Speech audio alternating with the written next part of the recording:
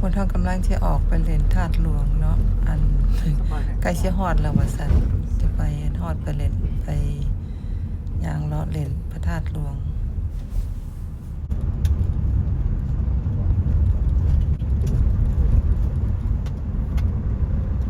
ก็แปลนแต่ว่ามีคนมาเลยเนาะ ช่วงนี้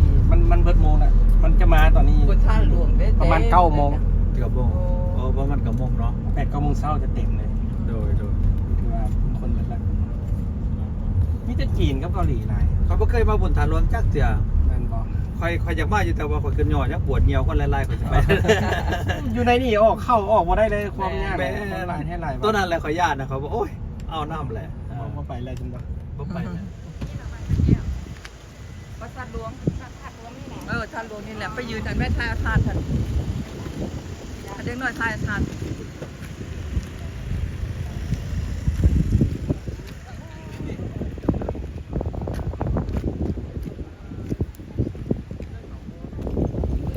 มาฮอดแล้วเนาะบัดนี้มาฮอดแล้ว ไปย่างเลาะเล่นน้ำกันบัดนี้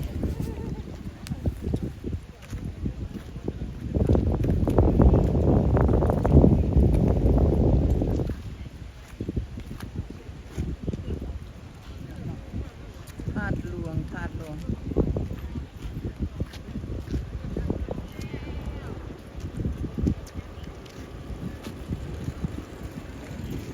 ต้นโพ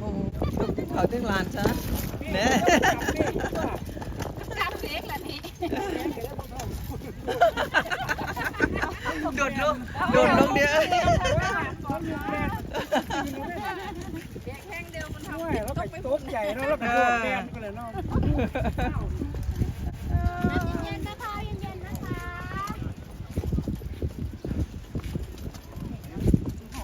ยืนในท้ายหกน้ำไปยืนทันไหมมันพอได้ทานน้ำยืนจุกลางพอดีเลยโอเคต่อไปไหมครับแม่ท้ายหกโอ้คันเข้าของน้ำ ตุ้ยเด้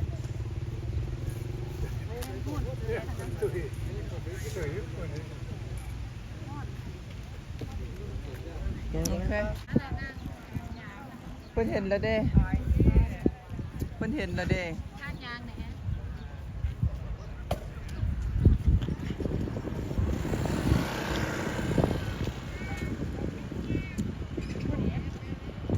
ดึงบ่ได้แล้วโยกจะส่งเลยแหละมันของนำเต็มหมดเลย กดลายนี่ โยกไปโยก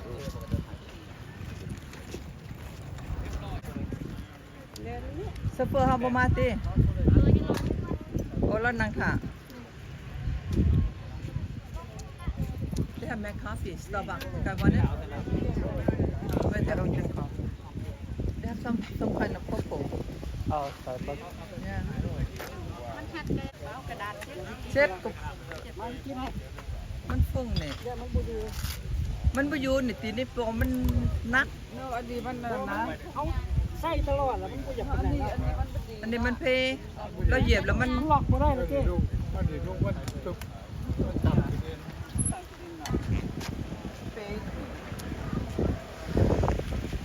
เอาคาเฟ่บ่ให้เป็นหน้า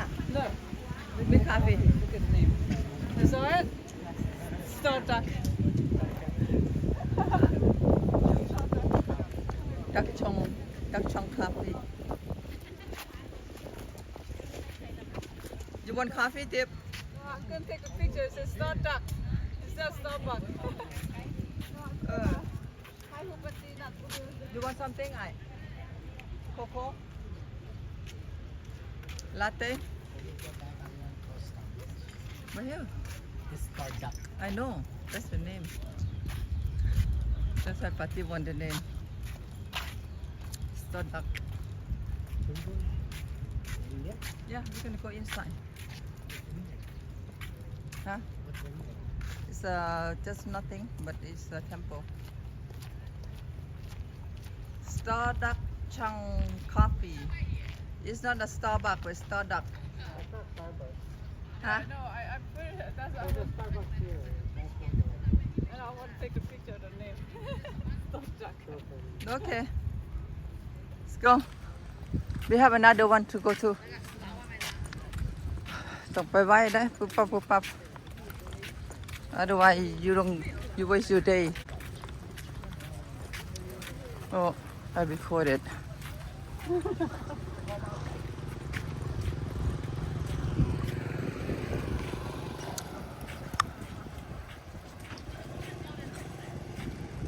Năm máy bao năm nọ.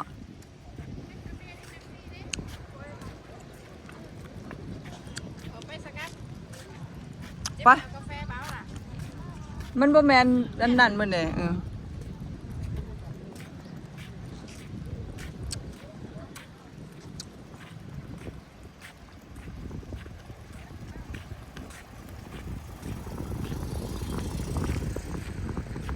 เครื่องขาวนะไป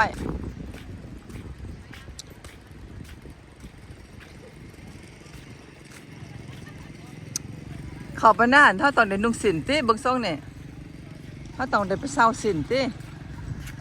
เข้าไปในหั่นนะตัวนี้เขาเบิ่งเขาแล้วเขาเข้ามาเขาตัวนี้ เขาบ่ได้อ่ะ บ่ฮู้ล่ะได้อ่ะถ้าตอนเด็กนุ่งสินเข้าไปติ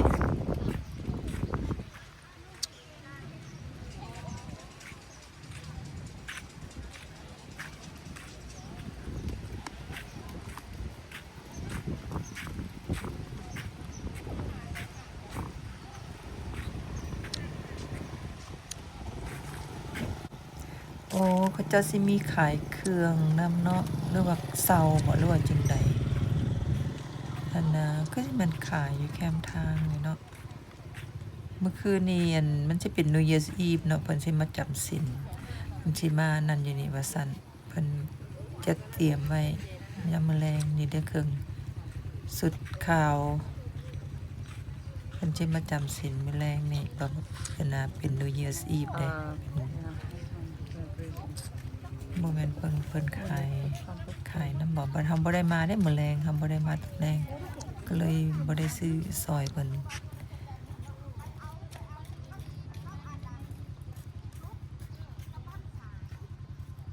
Yeah, they're gonna do something tonight.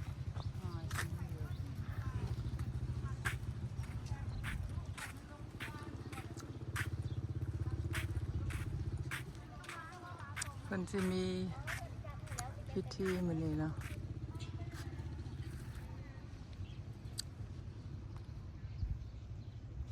นี่วัดธาตุหลวงเพิ่นจัดให้เรียบร้อย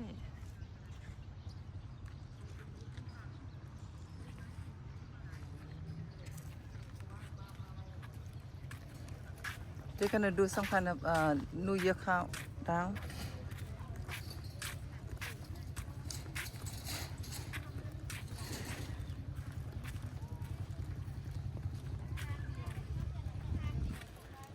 Anh đi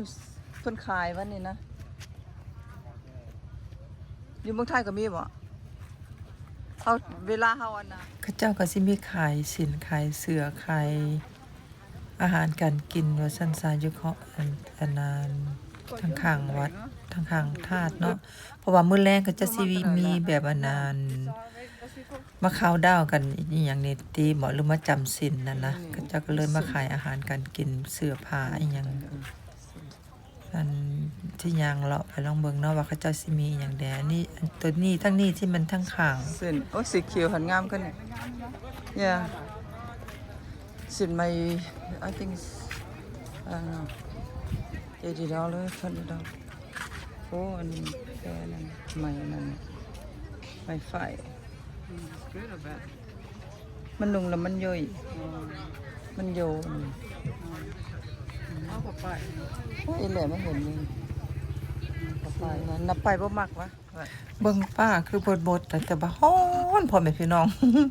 ฮ้อนมันลมมีลมอยู่แต่ว่าลมฮ้อนหั่นน่ะถ้าย่างไปสิโอ้ยหน้าดำตาแดงย่างเลาะอันเดินบ่กว้างๆเนาะเดินอันนั้นอันธาตุหลวงนี่ก็ได้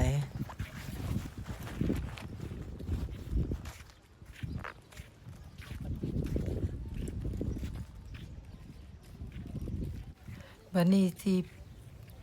พ พาเฮาพวกเฮาสิเข้าไปทางในเนาะไปเบิ่งบนถ่ายรูปทางในพระธาตุหลวงเนาะเข้าไปแล้วก็จะสิเก็บปี้อันน่ะเข้าไปอันคนลาวแล้วก็คนต่างประเทศคนทัวริสต์นะมันก็ของเฮาเขาเจ้าเอาผู้หนึงเท่าใดก็สิแม่น$4นะคะ$4อัน USA เนาะ$4 per person คนหนึง$4ว่าซั่นซะเข้าไปอันน่ะเข้าไปทางในแล้วบัดนี้เฮาสิพายางเลาะไปตามนี้เนาะเห็นเขาเจ้าดาราเขาเจ้ามาถ่ายรูปอยู่ทางในนี่นะงามแต่ว่าเศรษฐีเฮาบ่มีสินเนาะเขาเจ้าบ่มีหม่องเซาหั่นนะคันว่ามีหม่องเซาอยู่ทางหน้าหั่นเฮาเซาแล้วเขาก็นุ่งสินมาถ่ายรูปทางในนี่คือสิงามแต่บ่มีหรือว่าเขาจะมีอยู่หม่องอยู่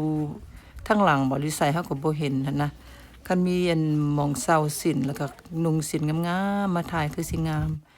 แต่ว่านะเฮาบ่มีเด้เฮาบ่ฮู้บ่อนเซาเนาะเขาจะมีขายอยู่ทางหลังพระธาตุ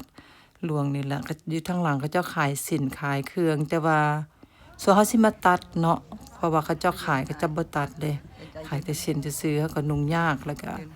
เบิ่งนี่นะสถานที่งามแต่ว่าบ่ได้ถ่ายรูปบ่มีสินเนาะบ่ได้นุ่งสินมาก็เลยว่านั่นเสียดายได้ถนัดเพิ่นแหละไปอันน่ะไปแล้วก็สิเอาสินไปนำไปเลาะถ่ายรูปอยู่แถวนี้มันงามหลายเป็นจังไดก็พากันไปเบิ่งไปส้มน้ำกันเนาะ ปอนตู้ให้แล้วก็เอามาหลายๆชุดละ บูชาหั่นน่ะเพิ่นเอาไปไว้หั่นเด้ ฮะ เฮาบ่ซื้อข้างนอกมานี่ โอ้โห เพิ่นได้ของ แม่ เพิ่น น่ะ นั่นเด้บ่เอ็น ใช่ เอา นะ ไว้ นั่นเพิ่นเอาไว้ เพิ่นเอาไว้นี่ แท้ อยู่ทางนอกเพิ่นเนาะเฮาบ่ได้เอามา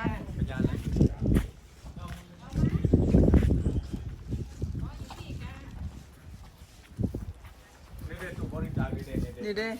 นี่นำนี่นะ อยู่นี่ จุดเทียนดิ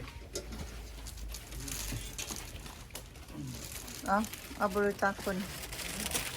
เป็นอันเก่าบ้านแล้วมันตกหมกบ่เนี่ย นี่พ่อแม่น อยู่ในหาดนี่ บ่แม่นเฮาใส่อันตู้แล้วก็แล้วล่ะอีน่ะ เอาปอนนี่ก่อนนะ เอาปอนตู้ สาธุติ สาธุ สาธุเด้อ เมื่อยางอันเลาะหอมทั้งในเอาเนาะ ออกไปนอกบ่ได้มันร้อนแฮงเพิ่นนี่เพิ่นต้องเอาไว้จังซี่บ่เนาะเฮาบ่ฮู้จักบ่เห็นสอบเห็นแปลงหั่นนะคือจะแม่นเอาไว้แบบอันธรรมชาติย่างออกไปทางนอกบ่ได้มันร้อนแฮงก็เลยย่างเข้ามาเบิ่งนี่เป็นฮอลเวย์เนาะกันจำมันอีหยังบ่เพิ่นก็บ่เขียนหนังสือติดเนาะก็บ่ฮู้จัก ก็บ่ได้เบิ่งแต่ว่าอีหยังมันแม่นอีใด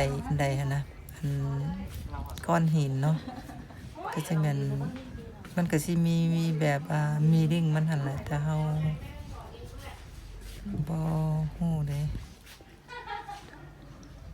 จังใดก็ย่างไปเบิ่งไปนั่นพร้อมๆกันนะไปเอาเข้าอันย่างที่ย่างทางนอกมันก็ร้อนก็เลยเข้ามาทางในห้องอันฮอลเวย์นี่เนาะเอาย่างไปเบิ่งไปส้มน้ำกัน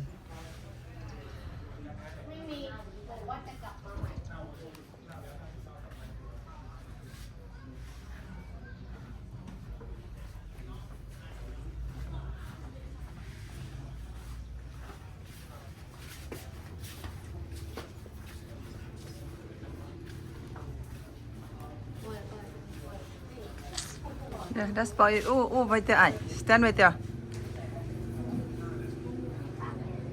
Really nice. But it's too sunny.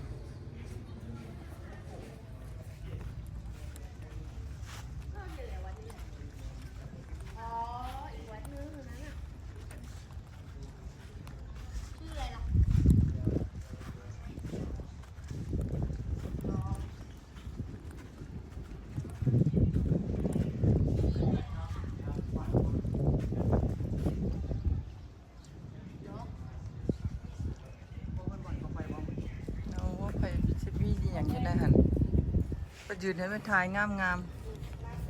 beautiful ก็เฮียถ่ายก่อนจะเนี่ย จะถ่ายจะอยากถ่ายอย่างเช่น landscaping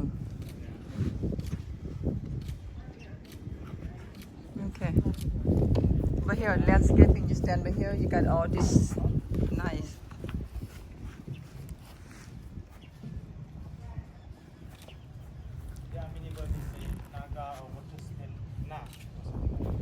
Giang lọ.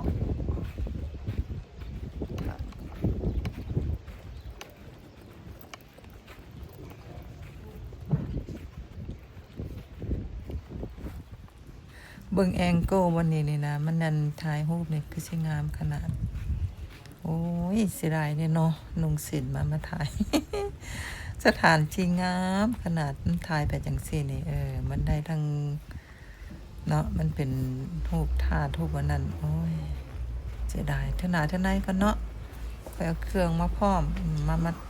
เปลี่ยนแล้วก็สิมาถ่ายเอาธาตุเห็นบ่งามขนาดพ่นละขนาดเท่าไหนถ้ามาไปฮอดคันดาไปเล่นไปเห็นบ่ธาตุโอ้ยงามขนาด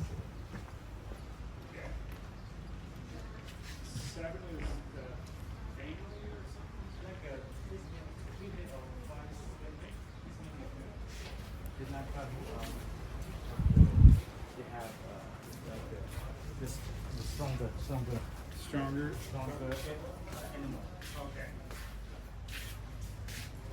เอาไปหัด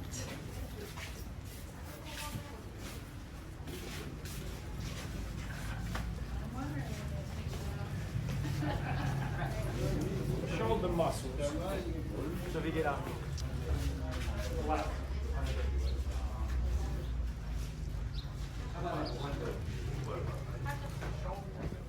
ก่อนสิเมื่อก็ไปนกไปไหว้เพิ่นเนาะอธิษฐานปฏิฐานจักเพิ่นอธิษฐานหยังปักโดนอยู่ดีมีแห้งจะเนาะหมดทุกผู้ทุกคนไปฮอดมาถึงสันซาไปเล่นไปเที่ยวบ่ได้ก็ได้อยู่ดีมีแห้งหมดทุกผู้ทุกคนนำมาฮอดมาถึงนะพระธาตุก็ได้ออกมาทางนอกปานนี้ปานมีแต่ตลาดเนาะตลาดขายของขายนั่นวันนี้ไปเบิกน้ำกันว่ากระจายซิมีอย่างแดงตลาดอันตัวนี้มันสิเป็นทางหลังธาตุเนาะธาตุเพราะว่าเขามาทางหน้าได้ตัวนี้มันสิเป็นทางหลังแล้วก็เจ้าขายเครื่องขายของนี่เต็มไปเป็นแถวฮ้อน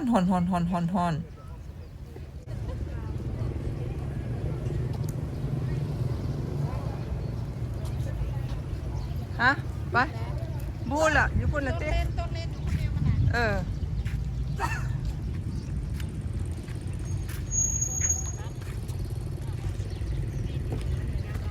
งามเพิ่นก็ว่า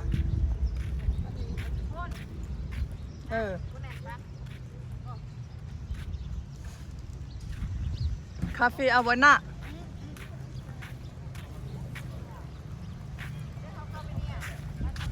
เข้าไปจนเขาจะเข้าไปนี่ย่าวันที่ไปเอาที่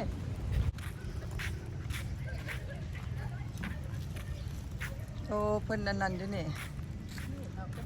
บ้านเพิ่นตะกี้ตะกอนเพิ่นเฮ็ดเฮือนตะกี้ตะกอนคั่นน่ะบ้านเก่าแก่บ้านโบราณ แต่ก่อนที่นี่แหละ นี่ติ๊บเพิ่นเฮาเป็นอย่างนี้นี่ล่ะเพิ่นบ่ค่อยน่ะเขามางทิ่มนี่ บ้านเสาตังเนาะเสามันก็ตังหินนี่เนาะ ต่างอย่างนี้แย่เป็นแบบนี้ดีดัก เฮ็ดอยู่อันน่ะหอยทรายหั่นน่ะฮ้อนเนาะ แล้วเขาก็แล้วหันไป ไปนั่งนอนขาไปตัวนี้เป็นสิเซฟไว้เนาะสิเป็นเฮือนเก่าแก่เฮือน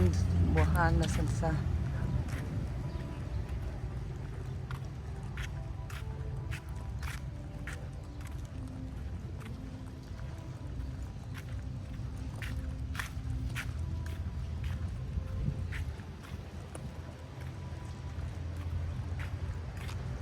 ศาลา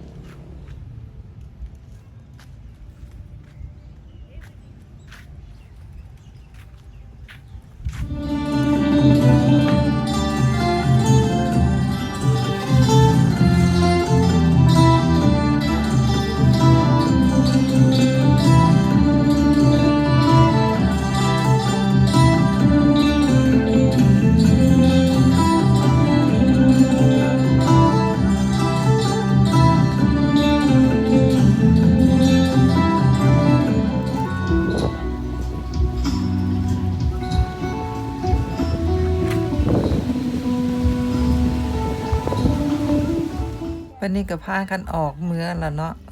ขออยู่ดีมีแฮงหมดทุกผู้ทุกคนเด้อมาฮอดมาถึงแล้วเด้อธาตุหลวงอันสิไปต่อใส่ก็สิไปวัดต่ออีกเนาะจังไดก็เบิ่งกันวิดีโอหน้าต่อเนาะว่าสิไปวัดตัวใดอีก มื้อนี้ก็เลาะอย่างเดียวเอาจังไดกันเนาะขอบใจหลายๆที่ติดตามที่เบิ่งอันวิดีโอของดาวลือเนาะขอบใจเด้อหมดทุกผู้ทุกคนให้คอยอยู่ดีมีแฮง